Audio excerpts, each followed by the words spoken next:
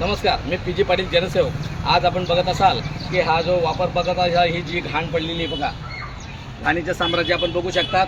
हे बघा पूर्ण घाणीने भरलेला हा परिसर। हा जर बघत असाल तर हा प्रशासकाच्या काळापासून हा बंद झालेला रोड, हा एक पुनगाव रस्ता, यामागे बोर्डसुद्धा लावला गेला होता रस्त्याचा, पण काय झालं ते संशोधनाचा भाग आहे। पण हा वापर होता, हा व्यंकटेश नगर असेल, तुमचा माधवप्पा नगर असेल, लालबाग असेल आणि पुनगावाकडे जाणारे सर्व शेतकरी बांधव माता भगिनी या रस्त्याने जात होते। पण ह्या प्रशासकाच्या काळापासून या दुर्लक्षित केला गेला, हा रस्ता बंद केला गेला आणि हा प्रशासक उठल्यावर सुद्धा आता 6 महिने होऊन गेले तरी या रस्त्याची दुर्दशा आपण बघू शकतात। एवढे घाण महिला अक्षरशः या नगर माधवप्पा नगरच्या सगळ्या महिलांनी मला रस्त्यावर अडवलं आणि त्यांनी सांगितलं, बाबा हा घे व्हिडिओ। आता हा बघा, ह्या परिसरामधला हा सर्व संडासीचा महिला हा ओपन या गटारीमधनं जातो आणि पूर्ण वास त्या कॉलनीच्या लोकांना येतो। आता अक्षरशः लोकांनी इतकी तक्रारी केल्या, मागे बऱ्याच जणांनी तक्रार केल्या नगरपालिकेकडे, पण नगरपालिका लक्ष द्यायला तयार नाही। हा सगळा ओपन मैला आहे, हे सगळं मैला बघा कसा भरलेला आहे।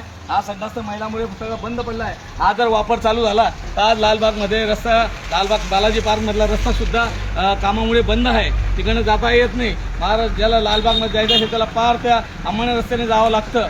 जर हा रस्ता चालू झाला तर लालबागचे नागरिक जातील, या भागातील सगळे पुण्य रस्त्याचे जाणारे शेतकरी महिला वर्ग या कॉलनीतले हा रस्ता सुशोभीकरण होईल।